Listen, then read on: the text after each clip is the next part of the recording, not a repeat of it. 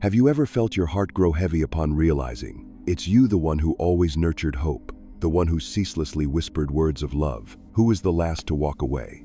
Imagine the moment you unlock your phone, hands trembling, staring at the very last message you sent. "Are you okay?" And not a single typing indicator appears. In that instant, it's not the avoidant who keeps their distance, but you, the person craving connection, who decisively lets go. Have you ever asked yourself why you, the one who sacrificed so much of your heart, who tried 100 times to pull them closer, weren't important enough for them to stay? You counted down every hour and minute, hoping for that ping, a blue double check mark to bloom into a smile, a text reading, "I miss you." Instead, you were met with a silence so vast, it cleaved through the faith you painstakingly built. And the cruelest pain of all, when you decide to let go, you're not just abandoning a relationship, you're relinquishing faith in yourself. You wonder, am I too weak, too desperate, too pitiful? You blame yourself. Did I give too much? So much that they no longer valued what I offered. The truth is, at that decisive moment, you reclaimed your power, but paid the price in profound loneliness. So, what really happens when the anxious stops chasing and chooses to say goodbye? What do they lose? And how does the avoidant with that seemingly cold heart experience pain? That moment is the explosion point of two emotional universes. One side finally escapes an exhausting loop. The other loses the safety net they believed they could do without. Don't look away, because this story will unveil truths no one dares to admit, and it may forever change the way you view love. In the early stage of the relationship, the push-pull phenomenon between anxious and avoidant attachment styles plays out like a contradictory dance, where every step forward by the anxious partner causes the avoidant to step back, and each retreat by the avoidant spurs the anxious to move closer. The anxious, whose heart endlessly craves connection, relentlessly sends messages, proposes shared future plans, schedules romantic evenings, creating a torrent of caring inquiries. "How are you today? What shall we do this weekend? I want us to chase that dream together." Each message is an arrow laden with hope, an affirmation. "I'm here, always ready for you." Yet, on the other side of the screen, the avoidant mysteriously disappears. Messages are read without reply, calls ring unanswered, and responses come only after hours or even days. The virtual space becomes a vast abyss, and the anxious partner feels as if perched on its edge. They wonder, am I being too bothersome or too insecure? Each time the avoidant recoils from intimacy, the anxious chases harder, as if afraid that pausing would make the relationship vanish altogether. The lean-in, pull-back rule becomes absolute. The more the anxious leans in, the more the avoidant pulls away, and vice versa. A graphic illustration of this XY segment is drawn with arrows constantly converging, colors shifting from the fiery red of desire to the icy blue of distance, allowing the viewer to viscerally feel the tense rhythm. When the anxious sends pleading texts, the avoidant is silent. When the avoidant sends a brief message, the anxious believes they have touched the heart, only to be deflated again. The psychological effect is a vicious, inescapable cycle. The anxious feels more insecure and clings tighter, while the avoidant, fearing constriction, withdraws even more forcefully. Then the unexpected twist occurs when the anxious partner loses strength and faith to continue the chase. The tipping point is often a final message, perhaps only a single line. "I can't keep doing this." This is not a goodbye born of anger, but a proclamation of mental exhaustion. "I have tried enough. I no longer believe I can receive safety and closeness." In that moment, the balance of power shifts. The one who was constantly pushed away becomes the one to let go. The anxious partner's sudden shutdown is not punishment but self-preservation, delivering a fatal blow to a dynamic that has persisted for so long. The avoidant, proud of controlling distance, is stunned by this fateful silence. All this time they believed they were free to withdraw at will. Now they can do nothing but face the void they have unintentionally created. That tipping point not only marks the end of an exhausting cycle but also opens a door for both attachment styles to confront genuine pain. The anxious learning the value of letting go to preserve self-respect. The avoidant experiencing loss for the first time, not by their own initiation. Building on the tipping point moment we analyzed earlier, we now enter the deep psychological decoding phase. where the most hidden emotions and beliefs of both attachment styles are exposed. In the 6:12 segment of the sample video, the focus moves to the distinctive internal shifts of the anxious and the avoidant, from exhaustion to self-protective resolve for the anxious, and from initial relief to stunned loss of power for the avoidant. Anxious, from exhaustion to determined self-protection, when the lean in, pull back cycle repeats until all hope of change vanishes. The anxious partner collapses into mental exhaustion. They've poured so much emotion, endured countless hours of waiting, and pinned every shred of hope on each message reply. Bartholomew and Horowitz, 1991, highlighted in their attachment style study that anxious individuals are characterized by a hyperactivation strategy. They intensify bonding efforts whenever they perceive a threat to the relationship.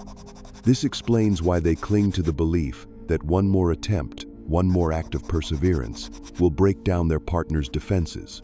Yet when every effort fails, their faith shatters. From initial anxiety, they descend into despair not because they've never received care, but because that care always feels insufficient to hold their partner. Sleepless nights, journal entries chronicling fear of abandonment, relentless self-questioning.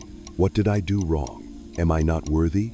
All bombard their mind. Finally, when the anxious partner types the last message, "I can't keep doing this anymore," it isn't a surrender born of anger, but a sigh of self-preservation. They recognize that self-respect and inner safety matter more than any relationship that fails to deliver balance. Avoidant, from relief to the phantom of lost power. Meanwhile, the avoidant partner operates under a deactivation strategy. Cassidy and Shaver, 2016. They dampen emotional signals to preserve autonomy. They fear above all being trapped in intimacy unprepared for. So whenever the relationship grows too close, they instinctively withdraw to reestablish distance. Consequently, when the anxious partner finally pulls away decisively, the avoidant initially feels relief. At last, I have my own space again. But that fleeting joy quickly turns into disorientation. Their power lay in controlling distance, pulling away when things felt too close and leaning in when they felt safe. Now, the power to withdraw is gone. They have been abandoned without recourse. This sensation triggers a buried fear of rejection and the pain of abandonment they'd masked with logic and detachment. Both suffer deep pain. They just express it differently. The anxious shows pain through relentless pursuit, while the avoidant expresses it through silence and withdrawal. Both hyperactivation and deactivation are self-protective mechanisms, but they perpetuate the cycle of suffering. The anxious hurts because expectations go unmet. The avoidant hurts because they lose their sense of control and freedom. Gazing into these wounded hearts, we see that distance is not a cure. It deepens the void of loneliness. This segment not only illuminates the psychological mechanisms beneath surface behaviors, but also kindles compassion for both attachment styles. Both are victims of their own protective strategies. Only by recognizing this can the anxious and the avoidant begin to break free from the painful loop and embark on a new path, one of empathy, the courage to face emotions, and hope for transformation. At the very moment the anxious partner sends that final message and hits send, control of the relationship doesn't simply shift. It cracks open a new reality for both attachment styles. The pivotal twist, the instant when long-concealed truths suddenly illuminate. In truth, only when the anxious lets go does the avoidant truly grasp the value of what they have lost. Until then, avoidance had seemed like a protective shield against emotional intrusion. But once that shield vanishes, it reveals a vast void, the void of loneliness, the emptiness when there is no one left to pull or push anymore. A real-life example illustrating the power of this pivotal twist is the story of Emily, an American woman with an avoidant attachment style. For years, Emily had developed the habit of maintaining distance in her relationships.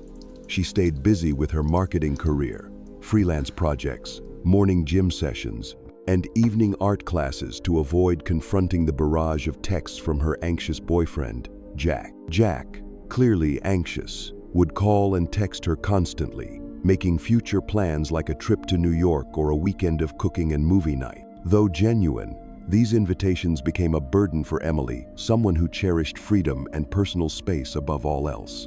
Then one day Jack said plainly, "Emily, I can't keep doing this anymore. His words didn't just mark a breakup, they shattered the protective shell Emily had built. Suddenly, she had no more excuses to flee. That evening, she couldn't turn her back on her smartphone or return to the half-finished book on her nightstand. Instead, she brewed a large cup of green tea and sat down to write in her journal, a place where her words had once served as a shield, hiding her true feelings. On that first night after Jack's decision, Emily lay awake until dawn. She stared at her ceiling, eyes red and swollen, silently scrolling through old conversations, the loving messages, the promises to always be there, and the night Jack had held her close in a rainstorm. Memories flooded her mind, and she recorded every detail in her journal. He looked at me as if I were his entire world, but I feared that closeness would suffocate my freedom. Unable to resist the onslaught of questions, Emily wondered, why did he choose to walk away? How many times did I refuse when he wanted more intimacy? What did I lose by locking myself in my own safe box? She replayed each moment. The unexplained silences, the 2-day delays in replying, the times she was simply absent when Jack needed comfort. In the stillness of the night, Emily slowly understood that her profound sense of emptiness wasn't a lack of freedom, but a lack of connection, a fundamental human need to feel alive and loved. She wrote pages recalling the bittersweet memories, the picnic in Central Park, the candle at Valentine's dinner, and Jack's worried calls when a text went unanswered. Emily realized that although she had always feared being trapped, it was that very concern that made her feel genuinely secure. The feeling of someone truly wanting to be with her, even if it made her uneasy, was what she had been craving. She penned, "I feared losing my freedom, but now I see true freedom comes from giving my emotions without regret." That long night, Emily cried not because Jack left, but because she realized she had unwittingly sacrificed a core part of herself, the ability to open up, to trust, and to give. As dawn broke, Emily put down her pen, wiped her tears, and exhaled deeply, a breath that no longer signified escape, but inner liberation. She recognized that her previous sense of deficiency wasn't weakness, but an essential human yearning for connection, sharing, and love. From that pivotal twist onward, Emily embarked on a new journey. She no longer avoided texts or calls, but learned to reply honestly, "I'm okay today, and I appreciate your concern." She cultivated a nightly journaling habit to process her emotions and gradually opened her heart to those around her. Emily's story shows that only when the anxious partner lets go does the avoidant truly find freedom to recognize the value of loss, and from there, begin the path to transformation and healing. This twist is not limited to individual cases. It fundamentally challenges the old belief that avoidance is protection. This belief had been deeply ingrained in avoidants. They think that maintaining distance safeguards them from hurt, keeps their hearts secure. But reality shows that that false sense of safety is like a sealed box, blocking everything out, including joy, love, and companionship. The truth is, real safety doesn't come from locking up your heart.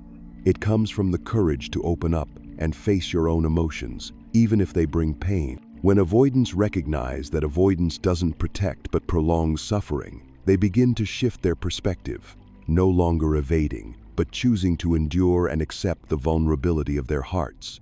At this juncture, we must ask ourselves, are you confining yourself within a false safety cage? Are you using work, hobbies, or shallow connections to hide your need to be understood and loved? Do you dare to remove the invisible shield, separating you from the chance at genuine connection? This twist not only awakens awareness, but also lays the groundwork for moving into the healing phase and building true security. Because only by daring to face your wounds and acknowledging the value of the lost connection can both the anxious and the avoidant find a way out of the push-pull spiral and move toward a balanced relationship, one where both hearts are reached and honored. After witnessing the psychological twist where both the anxious and the avoidant confront the void left by a severed bond, it's time to move into the solutions and healing phase. This journey requires not only a shift in awareness, but concrete steps to rebuild a foundation of security for the anxious individual, the avoidant individual, and potentially for the couple if they choose to reconnect. First, for the anxious partner, The top priority is re-establishing inner safety through self-soothing techniques. Start with slow, deep breathing. Inhale counting to 4, hold for 2 seconds, then exhale counting to 6. This method activates the parasympathetic nervous system, providing immediate stress relief. Simultaneously, journaling allows you to externalize your emotions, jot down your thoughts, fears, and moments of pride when you finally stopped chasing. Reviewing your journal after a few days will reveal how far you've come and reinforce the belief, I deserve peace. Additionally, connecting with close friends or support groups acts as a precious emotional medicine. A word of encouragement, a hug, or even a non-judgmental conversation can calm your racing heart and reignite the sense of respect you deserve. From these practices, you can establish firm inner boundaries. I deserve respect, not pursuit, and anyone who fails to honor this value cannot control your emotions. Meanwhile, the avoidant partner needs to be gently guided into a new safety zone through the gradual exposure method with intimacy. Instead of demanding they suddenly open up completely, a leap that often triggers even stronger withdrawals. Start with very small steps. Each day, pose a simple question or share a minimal emotional insight. For example, how are you feeling today? Or, I'm missing when we laughed together yesterday. This isn't an intensive therapy session. It's merely a gentle invitation for them to crack open a small door in their defensive shell. The key lies in consistency and simplicity. One sentence daily, without pressure or overwhelming inquiry. At first, the avoidant may respond tersely, perhaps just fine or nothing special. Yet these flat responses represent the crucial first steps in rebuilding the bridge. After a week, they might add a bit more.